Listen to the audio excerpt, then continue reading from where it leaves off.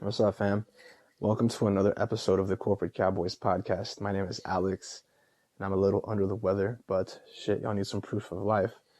Today is Tuesday, November 22nd, 2022, and I figured if I'm going to stay in, might as well give y'all an episode for you to mull over during this holiday season. This one, we're going to keep it to 30 minutes, a little 30-minute consultation, but it may go over or maybe a little under depending on what the question is and how much information we have to work with. Now, this one is coming out of r/career guidance, and this Redditor is asking in regards to recruiting positions. So a recruiter is asking me, that's how they write it, a recruiter is asking me not to ask the hiring manager about pay or benefits, ? And they are asking for advice. They're requesting advice for this one. And again, I don't knock Reddit because it could be a good source for advice and for professional opinions. But every now and then you do get trolls, and it's to be understood. It is the internet and it's free, so anybody can access it and just fuck around. Now, off top, they include an edit that says, I did want to say that this is an IT contract job in Michigan. Also, I'm amazed how much responses this post got. And they say, hi everyone, I finally found myself a contract tech job and I went through the pre-screening. I passed and was told the hiring manager wanted to do an interview with me. The recruiter for this company was very nice and helpful.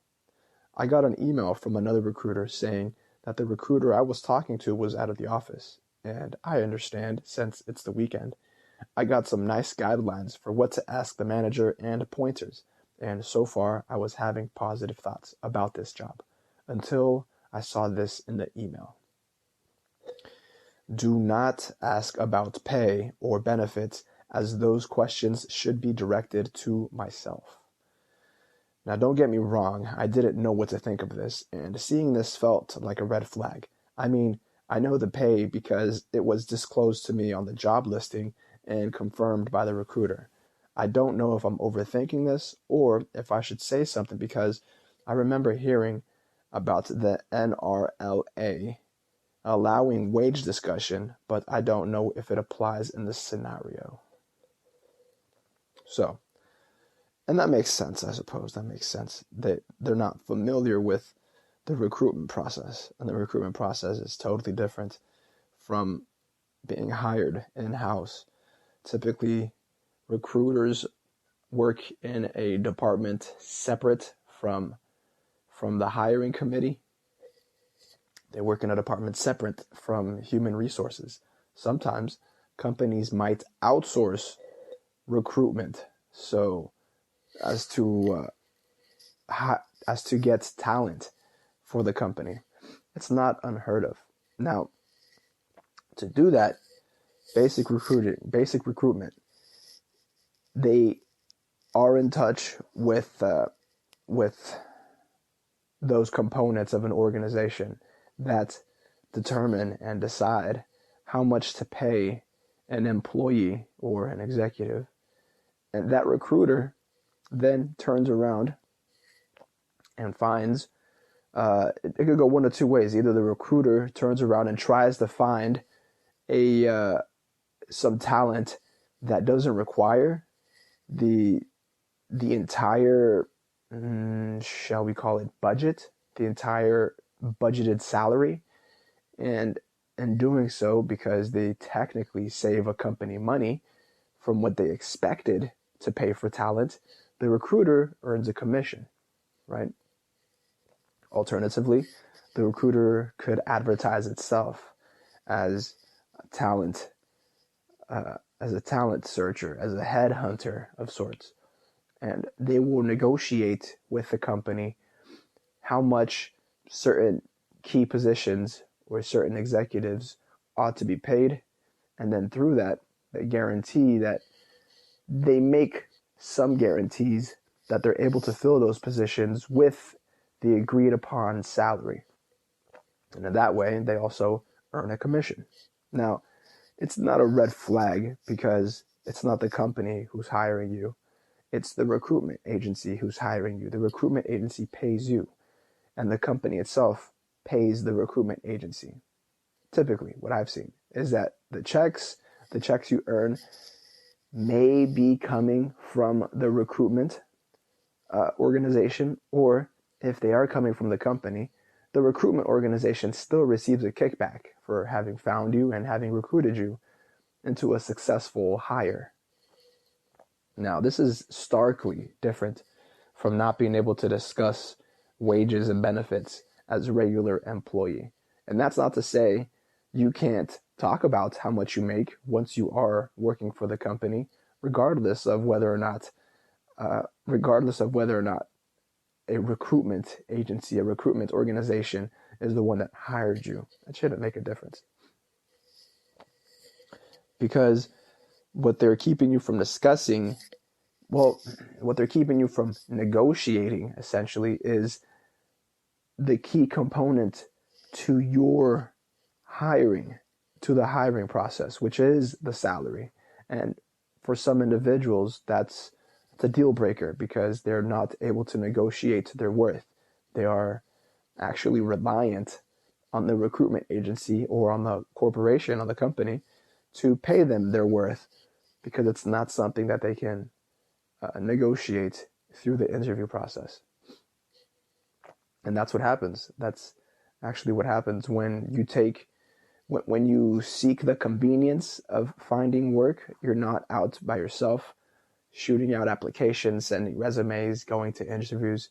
If you go to a recruitment agency, if you sign up for recruitment services, then they send you work opportunities.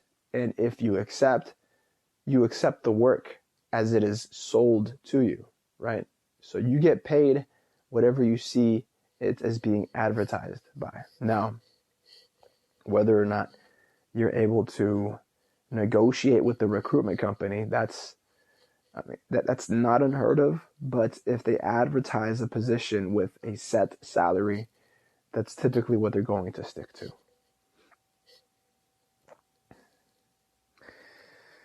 Let's go ahead and read some comments. I feel like I described the recruitment process. It's literally like it's just being a headhunter. And you go, if I as a headhunter had in my professional network a bunch of very talented individuals, and one of these individuals needed some work, I could approach a corporation and say, hey, I could get you some talent, and we would negotiate their salary up front.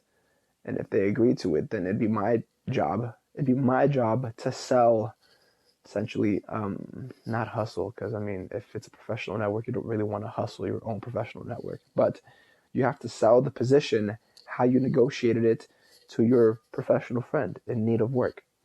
It's just being a middleman, essentially, is what a recruiter is.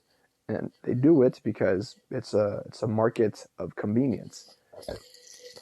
The employees, the workers, the laborers, they don't have to be out in the market actively investing their time and energy, applying and interviewing and getting rejected and setting appointments for future interviews. No, it's just a one touch and go with recruiters. So the first comment says, hiring managers aren't in charge of your money. Hiring managers are not in charge of your money.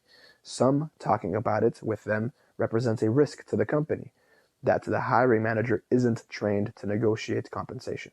It's not a red flag, but also a sign this company has a process, quote unquote, a process, which could be good or bad. The process might exist to ensure pay equity, fairness, and competitive talent acquisition strategy. The process might also exist to lowball you, and that's true.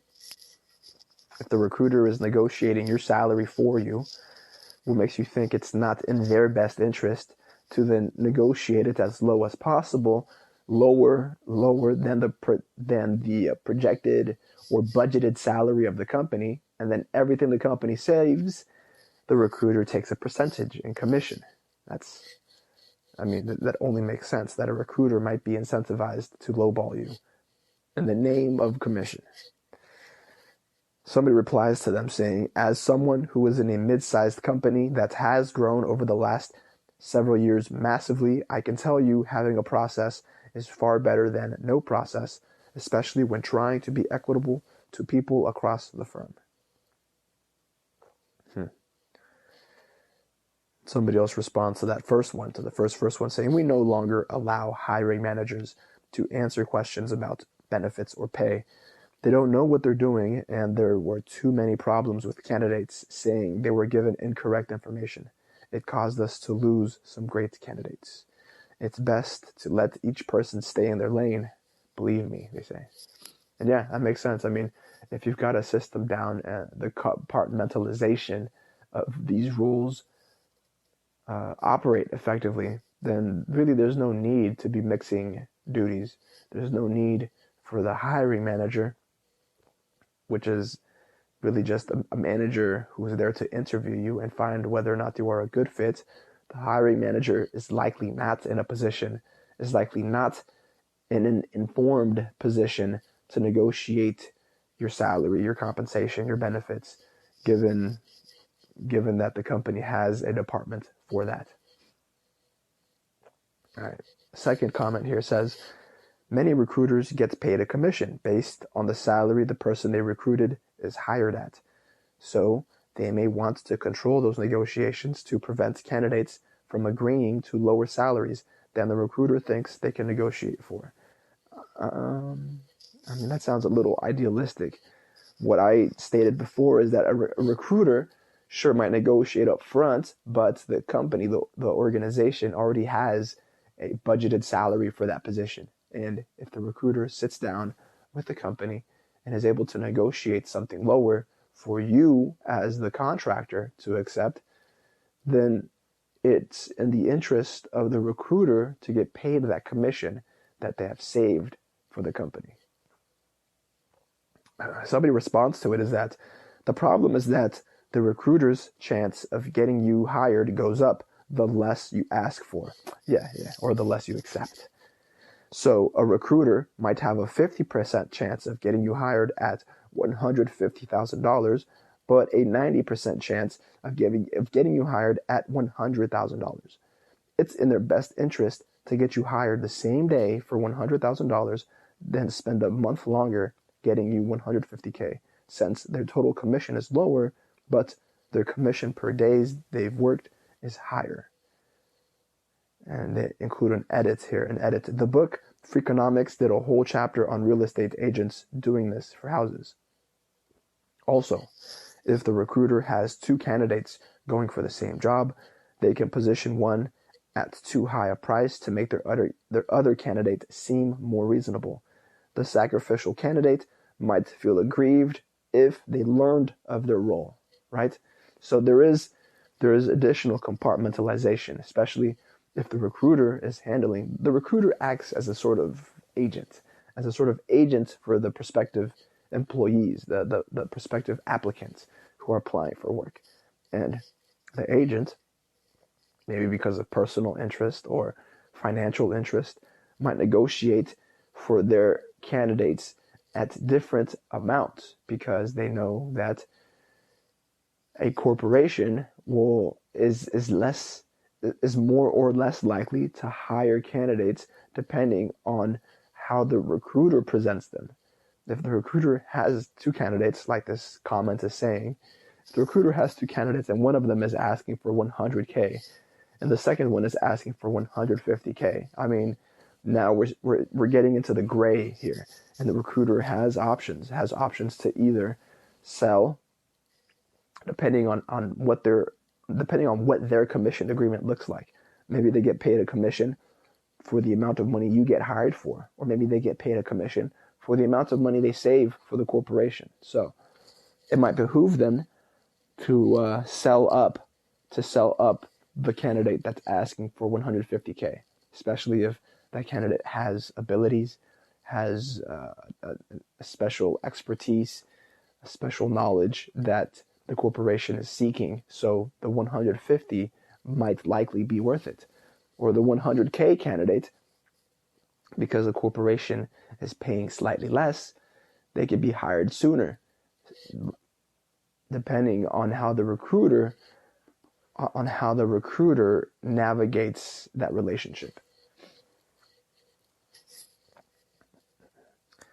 Another comment here says, I work in big tech and none of the interviewers except recruiter are allowed to discuss compensation. This includes the hiring manager.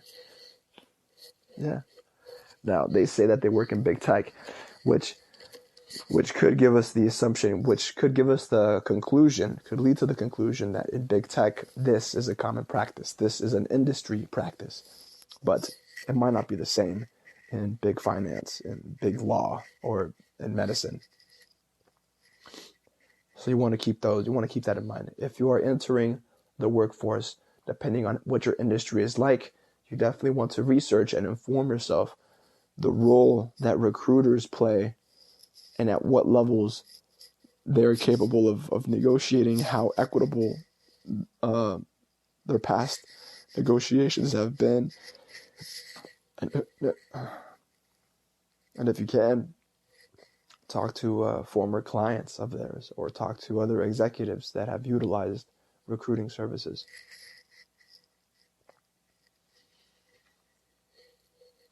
Somebody else comments, there's so many reasons. A recruiter will negotiate, they say one, because they list them here down. They list them in numbers, they number and bullet them. 1, the recruiter will negotiate that because commission. 2, not all hiring managers are privy to their employees' salaries/bonuses. Yeah, that makes sense. If the hiring manager, I said that before, the hiring manager is solely in a position to interview you and vet you, find whether or not you're a good fit for the company, whether or not the company culture, whether or not the company's mission will benefit of having you on the team. That's what the hiring manager is there for. So negotiating salaries and bonuses, if you're going through a recruiter, the recruiter more than likely has done that already before you have even accepted the position. Otherwise, you'll find yourself negotiating it if you apply directly to the company and interview for it. But there's going to be somebody from accounting, somebody from a hiring committee that's composed of individuals who have their finger on the pulse of cash flows, inflows and outflows, and whether or not they can afford you as an executive, whether or not they can afford you as a contractor, and they will negotiate for something higher or lower, depending on what their market condition is. Number 3, they say, in some companies, HR, that's human resources, drives that conversation, and that's their policy. Yeah, if it's HR doing it, if it's HR that's got that's got that information, that's got some of that white paper on the company, then they might be in a position to hire for compensation, salary, and bonuses. Number 4, it's a respect of time. If you are given 30 to 60 minutes to talk to someone, they want to know about you and your skills. If you're trying to talk about compensation in a conversation, if you are trying to talk about compensation in a conversation that's not scoped for it, it can come off as rude. Yeah, that makes sense.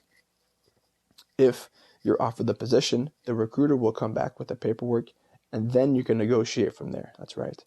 Truly, you already know the pay band, so you might as well wait until the right time. Yeah, if the hiring manager likes what they see, I mean, and this commenter is right, typically interviews go from anywhere from 30 minutes to 60 minutes. So in that time, you're pretty much just getting to know the hiring manager and finding out whether or not their style, whether or not how they promote the company to you to be able to accept an offer, how you feel about it, and alternatively, how the hiring manager feels about you as a professional, because interviews always are two-way. Interviews are always two-way, whether we know it or not, whether we're cognizant of it or not. And And if you're taking a sizable chunk of that period of time to talk about compensation, yeah, it comes off as you not really caring about the company's mission, the company's goals and objectives, and just wanting to get paid out. So it could turn them off from following through with an offer. And alternatively, if the hiring manager is not trained in negotiating that, it could put the company in a bad position. And if you talk about it and the conversation was not, that topic of conversation was not meant to be addressed, it can come off as unprofessional, as unbecoming of a professional.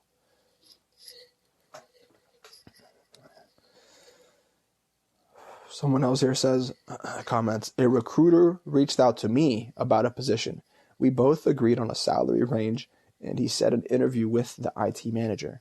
The interview went on for about 45 minutes. During the video call, she asked me why I was looking to leave my current role, and I said I am looking to grow in the IT field and because my current salary. She then called the recruiter and told him how the interview went, and she didn't like how I brought up the salary a couple times, and that was a no-no for her. The recruiter told me, do not talk about any salary since it was already decided. Yeah. And notice how that is another IT person using a recruiter. So me personally, as a social researcher, I'm coming to the conclusion that a lot of IT, a lot of the tech industry uses recruiters in this way. Recruiting is an industry practice. It could be an industry practice. Somebody else comments, this is not a flag.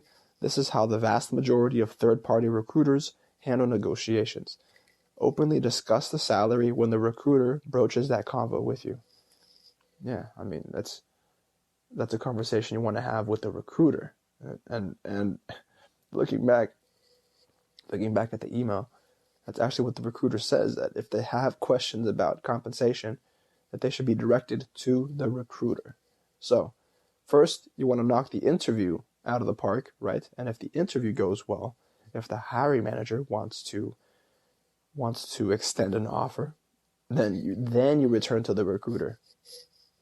Because more than likely it's the recruiter that has that key to be able to reopen negotiations if necessary with the company. You don't have that power. If you're going through a recruiting service, you've effectively handed over that power to negotiate to this service to do it for you.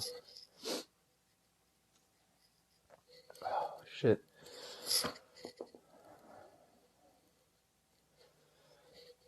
I'll give you guys two more here.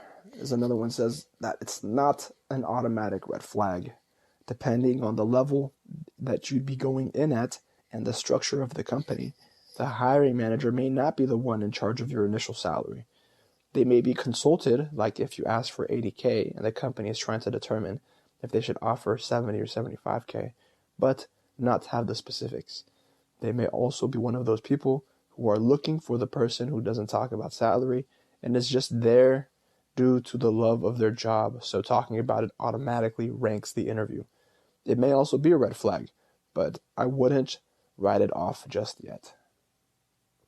Yeah, I've noticed that even if you're not using a recruiter, there are organizations out there who want to attract talent for the sake, just for the love of the game, and they think that they can bend over the talent and fuck them with a lowball offer, thinking that they'll jump on board. There are a lot of big names out there that offer mediocre salaries for job duties that are excessive, but they have that staying power because there might be a legacy in the field, a legacy in the industry. That's not to say that somebody wouldn't kill to be in that position, but I've heard from folks in big finance, or folks in big law, that a lot of the obligations are not worth the large salaries, because you might effectively be on call 24/7. Even if you're making 200, 300 G's a year, you're on call 24/7, and it's just the stress simply doesn't is not worth it.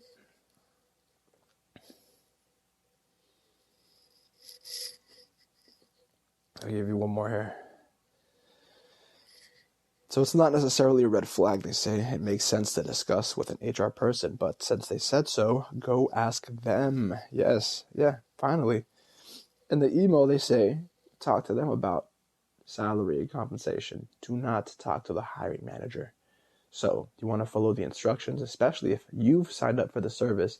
If you're using the service, then obviously you want to adhere to the terms of your agreement. Otherwise, you're coming off as unprofessional by breaching that agreement and talking about salary when you weren't supposed to. It comes back to being a professional. I'm not saying that there's anything wrong with recruiting.